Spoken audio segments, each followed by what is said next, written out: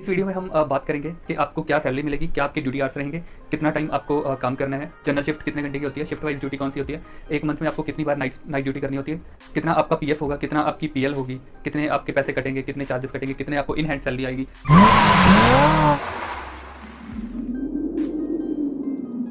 Hello friends, nursing के ख़त्म होते ही हम खुशी खुशी घर से निकलते हैं कि हाँ आज हम जाएंगे हॉस्पिटल में, प्राइवेट हॉस्पिटल में जाएंगे और जॉब करेंगे और अच्छे पैसे कमाएंगे। निकलते ही हमारे मन में बहुत सारे सपने होते हैं कि हाँ यार हम ये करेंगे वो करेंगे। तो हमारे सपने टूट उस टाइम पे जाते हैं जब आप हॉस्पिटल में जाते हो, आपको सैलरी बताई जाती है कि आपकी 5-6-7,000 सैलरी आपको बताते हैं कि इतनी सैलरी भाई हम आपको देंगे, अगर आपको लगना है तो लगो नहीं तो जाओ। तो उस टाइम पे फिर आपके पास मजबूरी में आपको लगना पड़ता है आपके एरिया में, चाहे आप पंजाब में काम कर रहे हो, चाहे हरियाणा, यूपी, एमपी, हिमाचल या कहीं पे भी हो। कुछ टाइम जॉब करने के बाद जब आपके दोस्त आपसे पूछते हैं और भाई लग गई जॉब, अब तो तेरे मजे है, जॉब करने लग गया भाई तू तो हॉस्पिटल में, कितने पैसे कमाता है, चल कहीं पार्टी पुर्टी दे दे, कहीं बाहर हमें भी घुमाने ले जा। उस टाइम पे हमारे मन में बस एक ही आंसर आता है, यार क्यों नर्सिंग कर ली, क्यों मेरा दिमाग क्यों नहीं काम किया उस टाइम पे, क्यों मैं इस प्रोफेशन में है, इतनी कम सैलरी पे यार मैं पागलों की तरह काम कर रहा हूँ। अगर आपके भी मन में ये सवाल आता है, अगर आपके भी दोस्त आपको ऐसे चिढ़ाते हैं पूछ के, तो डोंट वरी, इसका सल्यूशन मैं आपको देता हूँ। नर्सिंग आपने कर ली है, एक्सपीरियंस आपने ले लिया है, चाहे आप फ्रेशर हो चाहे आप एक्सपीरियंस हो, तो दिल्ली में आपको काम करना है। आराम से आप 20 से 25 हज़ार एज ए फ्रेशर कमा सकते हो और आपने हर वो सपने पूरे कर सकते हैं जो आपने यहाँ पे देखे थे, जो आपने सोचा था कि मैं 20-25 हज़ार की नौकरी पाऊँगा, तो वो जो है आपके सपने दिल्ली में पूरे हो सकते हैं।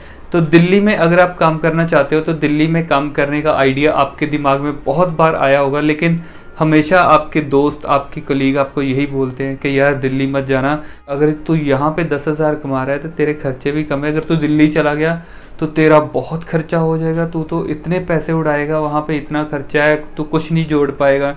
तो ऐसा ना बहुत जगह से हमें सुनने के लिए मिलता है। लेकिन तो अगर आपके भी माइंड में कभी आइडिया आया है दिल्ली आके काम करने का और आपके मन में ये सवाल होता है कि यार दिल्ली में जॉब कैसी होगी, नए हॉस्पिटल में मैं कैसे अपने आप को एडजस्ट करूँगा, कितनी मुझे छुट्टियाँ मिलेंगी, कितनी मेरी पीएल होगी, मेरे ड्यूटी आवर्स क्या होंगे, मुझे कितने मंथली ऑफ मिलेंगे, कितना मेरा पीएफ कटेगा। तो ये बहुत सारे डाउट हमारे दिमाग में घूमते हैं कि ड्यूटी कितनी हेक्टिक होगी, कितना बर्डन वहाँ पे होगा। तो ये सारे सवाल हमारे दिमाग में घूमते हैं। तो इसी चीज़ के लिए आज मैं ये वीडियो बनाने जा रहा हूँ। इस वीडियो में हम बात करेंगे कि आपको क्या सैलरी मिलेगी, क्या आपके ड्यूटी आवर्स रहेंगे, कितना टाइम आपको काम करना है, जनरल शिफ्ट कितने घंटे की होती है, शिफ्ट वाइज ड्यूटी कौन सी होती है, एक मंथ में आपको कितनी बार नाइट ड्यूटी करनी होती है, कितना आपका पीएफ होगा, कितना आपकी पीएल होगी, कितने आपके पैसे कटेंगे, कितने चार्जेस कटेंगे, कितने आपको इन हैंड सैलरी आएगी।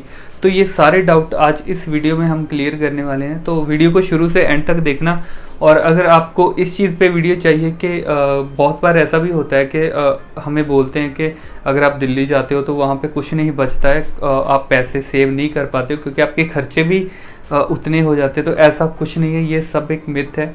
मैं यहाँ पे रह रहा हूँ, मेरा कितना खर्चा है और मैं कितने पैसे सेव कर रहा हूँ, ओनली अपनी सैलरी की बात कर रहा हूँ कि जो हॉस्पिटल की मैं सैलरी कमा रहा हूँ वहाँ से मैं कितने सेव कर पा रहा हूँ और कितना खर्चा होता है आपका दिल्ली में, मंथली आपका कितना खर्चा है, अगर आप हॉस्टल में रहते हो तो आपका कितना खर्चा होता है, अगर आप सेपरेट रूम लेके रहते हैं तो आपका कितना खर्चा होता है। अगर ये सब भी आपको जानना है, इस चीज़ के बारे में भी आपके मन में सवाल है, तो नीचे कमेंट सेक्शन में कमेंट कर देना कि हमें इस टॉपिक पे भी वीडियो चाहिए, तो फिर मैं आपको उस टॉपिक पे वीडियो बना दूंगा।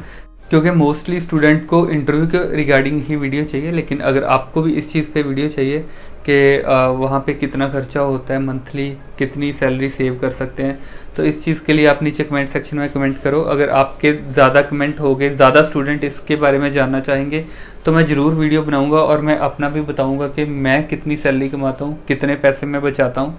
तो खैर टॉपिक पे हम वापस आते हैं। वीडियो शुरू करने से पहले अगर आप चैनल पे फर्स्ट टाइम विजिट कर रहे हो तो चैनल को सब्सक्राइब जरूर कर देना, और वीडियो अच्छी लगे तो वीडियो को लाइक और शेयर जरूर करना अपने दोस्तों के साथ ताकि उनका भी बेनिफिट हो सके।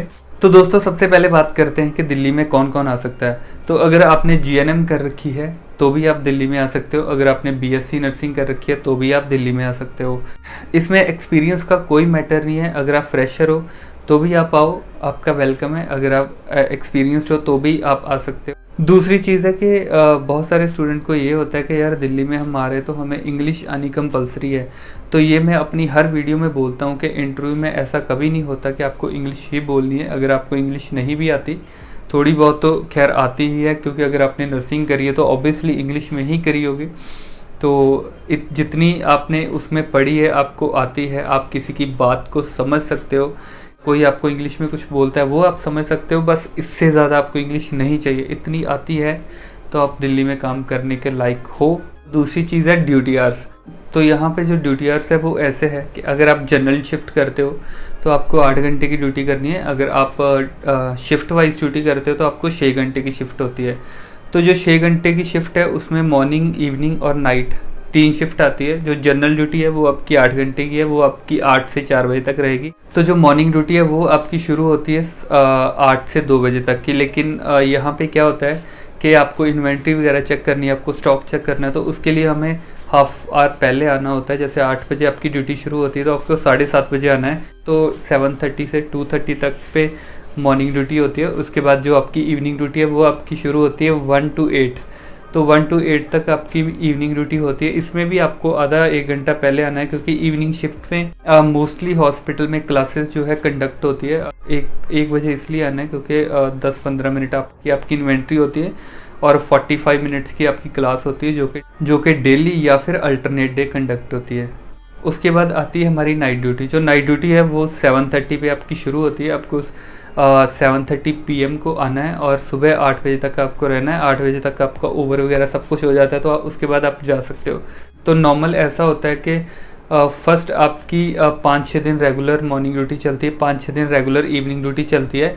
उसके बाद आपकी 4 नाइट आती है, ठीक है, 4 नाइट आनी है। उसके बाद फिर आपकी 5 इवनिंग ड्यूटी चलेगी, फिर आपकी 5 मॉर्निंग ड्यूटी चलेगी, ठीक है। फिर उसके बाद आपकी नाइट ड्यूटी आएगी। तो इसमें आपको टोटल 8 नाइट करनी होती है 1 मंथ के अंदर। ये हो गया ड्यूटी आवर्स का। उसके बाद हम बात कर लेते हैं ऑफ। अगर आप जनरल शिफ्ट कर रहे हो तो जनरल शिफ्ट में नॉर्मली संडे के संडे ही ऑफ होता है, या फिर कोई बीच में छुट्टी आ गई, जैसे ईद आ गई या फिर 15 अगस्त आ गई, है ना, या ऐसा जो भी मतलब हॉलीडे, गस्टेड हॉलीडे होता है वो आपको मिल जाता है, उसकी आपको छुट्टी मिल जाती है। अगर वो नहीं आता है तो 1 मंथ में आपको 4 ही छुट्टी मिलेगी, मतलब संडे की संडे ही आपको ऑफ मिलेगा। लेकिन अगर आप शिफ्ट वाइज ड्यूटी पे हो, अगर आप 6-6 घंटे की ड्यूटी पे हो, तो उसमें आपको नॉर्मली 1 मंथ के अंदर आपको 6 ऑफ मिलने होते हैं और एक आपकी होती है CL। तो मतलब टोटल मिला के 7 छुट्टियाँ आपको मिलती हैं। तो वो जो 7 छुट्टी है वो आप एक ही बार में नहीं ले सकते हो, वो अकॉर्डिंग टू आपका, जैसे सुपरवाइज़र आपकी ड्यूटी लगाता है। जैसे आपने 4 दिन ड्यूटी कर ली, 1 छुट्टी होगी, फिर 4 दिन ड्यूटी कर ली, 1 छुट्टी होगी, फिर 4 दिन ड्यूटी, 1 छुट्टी, ऐसे करके आपको 7 जो ऑफ है वो मिलते हैं 1 मंथ के अंदर। तो दोस्तों सबसे मेन चीज़ है इसमें सैलरी। तो अगर आप हॉस्पिटल में आने की सोच रहे हो दिल्ली, तो सैलरी का आपके मन में भी आता है। तो मैं आपको बता दूं कि नॉर्मली जो कम से कम सैलरी दिल्ली में जो मिलेगी आपको, कम से कम सैलरी, तो GNM स्टाफ को मिलेगी 20,000 और BSc स्टाफ को मिलेगी 21,000। ये मैं आपको मिनिमम बता रहा हूँ, मिनिमम। तो लेकिन नॉर्मली अगर आप मेदांता, मैक्स फोर्टिस, इस ऐसे वाले हॉस्पिटल्स में जाते हो तो वहाँ पे जो आपकी CTC होती है, टोटल जो आपकी सैलरी होती है वो होती है अप्रॉक्स 25,000 या 26,000 या 24,000 ऐसे करके होती है। उसमें जो इन हैंड है आपको 20,000 या 21,000 इन हैंड भी मिल जाती है, ठीक है। तो नेक्स्ट चीज़ आती है हमारा PF। तो PF है वो आपका कटेगा आपकी सैलरी में से। तो फॉर एग्जांपल आपकी 25,000 सैलरी, उसमें से 3,000 आपका PF में चला गया।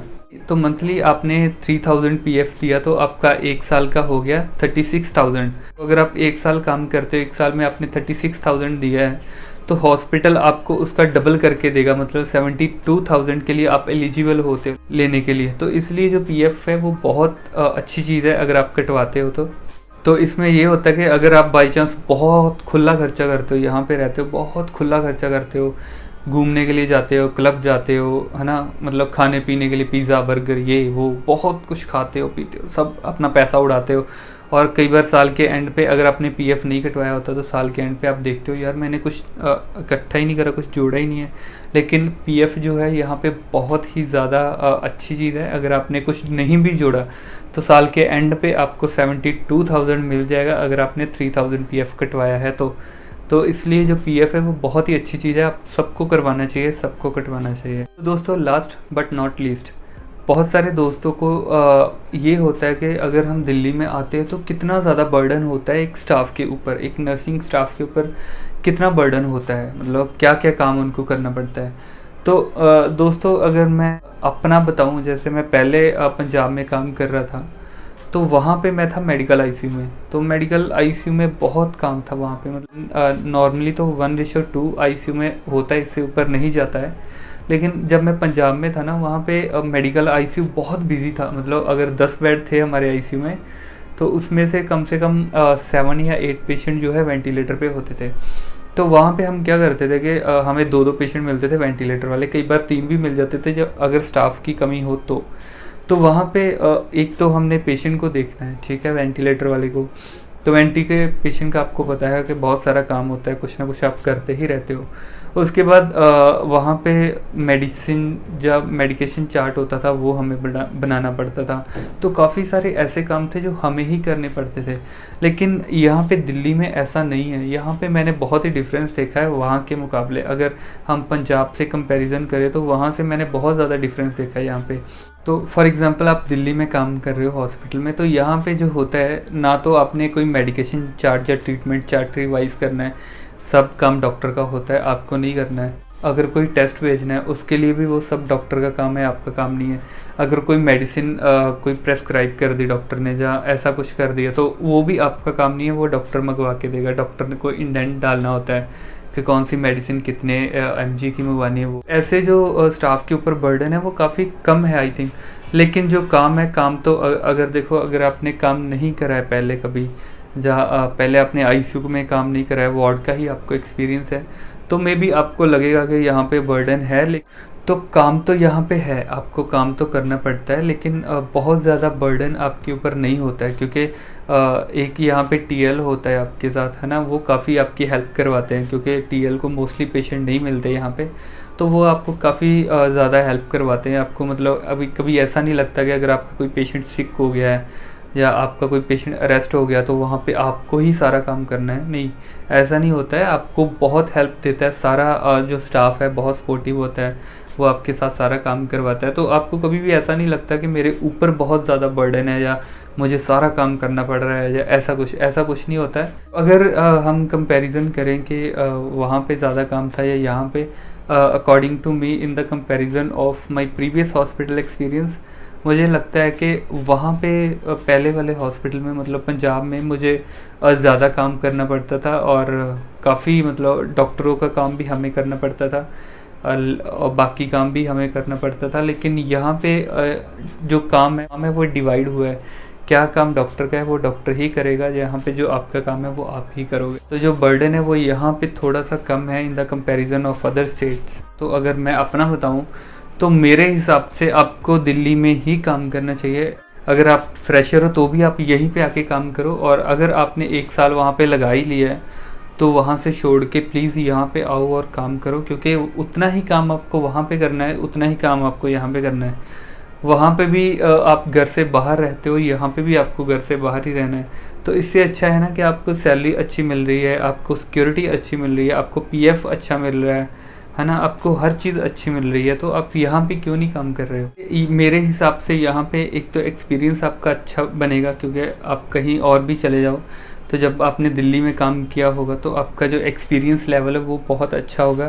दूसरी चीज़ है नॉलेज। जैसे मैंने आपको बताया कि यहाँ पे डेली या अल्टरनेट डे क्लासेस होती है, तो आपको बहुत कुछ नया नया सीखने के लिए मिलता है। और वैसे भी यहाँ पे नई नई टेक्नोलॉजी, नई नई चीज़ें आपको देखने के लिए मिलेगी, सीखने के लिए मिलेगी, और फिर आपकी स्पीकिंग स्किल्स जो है वो भी और अच्छी हो जाती है। तो नेक्स्ट सैलरी तो आपकी है ही है, आपको 10-15 हज़ार एक्स्ट्रा सैलरी मिलती है यहाँ पे। इसके साथ साथ आपको अब्रॉड में जॉब लेने की अपॉर्चुनिटी और ज़्यादा बढ़ जाती है, क्योंकि यहाँ पे NABH प्लस JCI एक्रीडिशन हॉस्पिटल्स होते हैं, और JCI एक्रीडिशन हॉस्पिटल वाले एक्सपीरियंस वाले बंदे को जो अब्रॉड वाले हॉस्पिटल है वो बहुत जल्दी लेते हैं। तो इसलिए दिल्ली में आके काम करना अकॉर्डिंग टू मी बहुत ही बेस्ट है। तो अगर आप भी आपके भी मन में यही सवाल है कि मैं दिल्ली जाऊं या ना जाऊं, वहाँ पे ड्यूटी कैसे है, वहाँ पे ड्यूटी आवर्स कितने हैं, वहाँ पे छुट्टियाँ कितनी मिलती है, तो वो मैंने आपको बता दिया है। तो अगर और भी आपके मन में कोई डाउट है तो आप कमेंट सेक्शन में मुझे पूछ सकते हो, मैं आप सबका रिप्लाई करूँगा।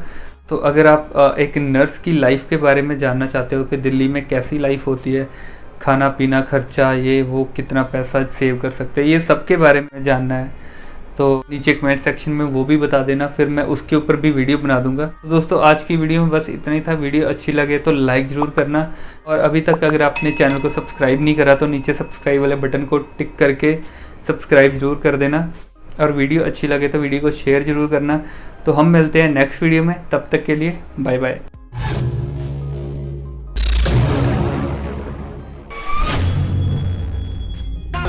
It's caught in the crossfire.